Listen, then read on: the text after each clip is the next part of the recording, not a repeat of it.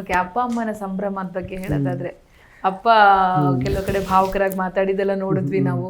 ಅಪ್ಪ ಅಮ್ಮನ ಬಗ್ಗೆ ಹೇಳೋದಾದ್ರೆ, ಅಂದ್ರೆ ಅಪ್ಪನ ಮುಂದೆ ಮಾತಾಡ್ತಾನೆ ಇರ್ಲಿಲ್ಲ ನೀವು, ಇವಾಗ ಅಪ್ಪ ಹೇಗೆ ನಿಮ್ಮನ್ನ ಟ್ರೀಟ್ ಮಾಡ್ತಾರೆ? ಅದೇ ಮೇಡಮ್, ಈಗ ಮೊನ್ನೆ ಪುಷ್ಪಮ್ಮ ಅವರು ನೀವು ಫೋನ್ ಮಾಡಿಕೊಟ್ಟಿದ್ರಲ್ಲ ಯಶವಣ್ಣವರ ಅಮ್ಮವ್ರಿಗೆ, ಅವ್ರಿಗೆ ತಿರ್ಗಾ ಫೋನ್ ಮಾಡಿಸಿದ್ರು ನಮ್ಮ ಇನ್ನೊಬ್ರು ಸ್ನೇಹಿತರು.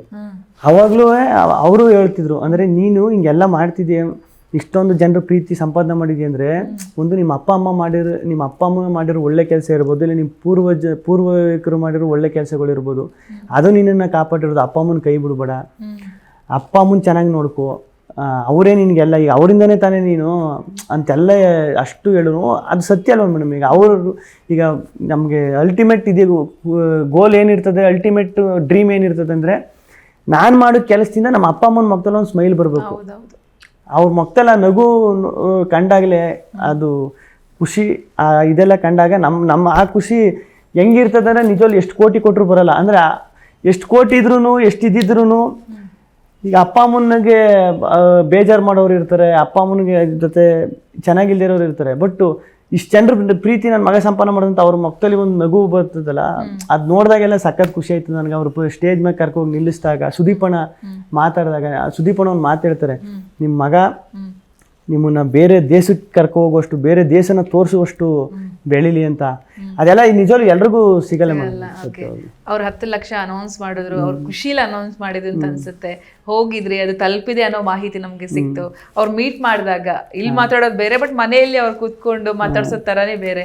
ಹೇಗಿತ್ತು, ಏನೇನ್ ಮಾತಾಡಿದ್ರಿ ಸುದೀಪ್ ಸರ್ ಜೊತೆ ಅಂತ ಹೇಳಿ? ಸುದೀಪಣ್ಣ ಅವರು ಒಂಥರ, ಈಗ ಒಬ್ಬ ತಂದೆ ಸ್ಥಾನದಲ್ಲಿ ಅಣ್ಣನ ಸ್ಥಾನದಲ್ಲಿ ನಿಂತ್ಕೊಂಡು ಬುದ್ಧಿವಾದ ಹೇಳ್ತಾರೆ ಗೊತ್ತಾ ಮೇಡಮ್. ಈಗ ಅದು ಅವ್ರದ್ದು ಅನುಭವ ಇರ್ತದೆ ಗೊತ್ತಾ ಮೇಡಮ್. ಅದನ್ನ ಹಂಚ್ಕೊಳ್ಳೋದು ಹೆಂಗೆ ಅಂದ್ರೆ, ಇಲ್ಲಿ ಈ ಟೈಮ್ ಅವ್ರೊಂದು ಲೆಟ್ರ್ ರೌಂಡ್ ಇದ್ದಾಗ ಒಂದು ಲೆಟ್ರ್ ಬರ್ದಿದ್ರು ನೋಡ್ರಿ, ಇಲ್ಲಿವರೆಗೂ ಒಂದು ಲೆಕ್ಕ, ಇಲ್ಲಿಂದ ಒಂದು ಲೆಕ್ಕ ಅಂತ.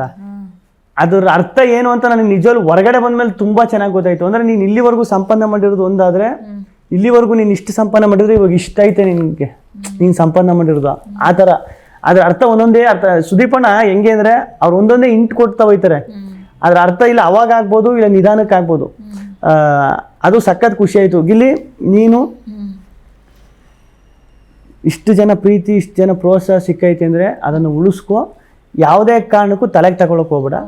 ಪ್ರತಿ ಒಂದೊಂದು ಹೆಜ್ಜೆನೂ ಕೇರ್ಫುಲ್ಲಾಗಿಡು, ಯೋಚನೆ ಮಾಡಿ ಡಿಸಿಷನ್ ತಗೋ. ಈಗ ಎಲ್ಲ ಬರ್ತಾರೆ, ಈಗ ಏನೋ ನೀನು ಆತರದಲ್ಲೋ, ಇಲ್ಲ ಅರ್ಜೆಂಟಲ್ಲೋ, ಇಲ್ಲ ಖುಷಿಲೋ, ಆ ಹುಮ್ಮಸ್ಸಲ್ಲೋ ನಿರ್ಧಾರಗಳು ತಗೋಕೆ ಹೋಗ್ಬೇಡ.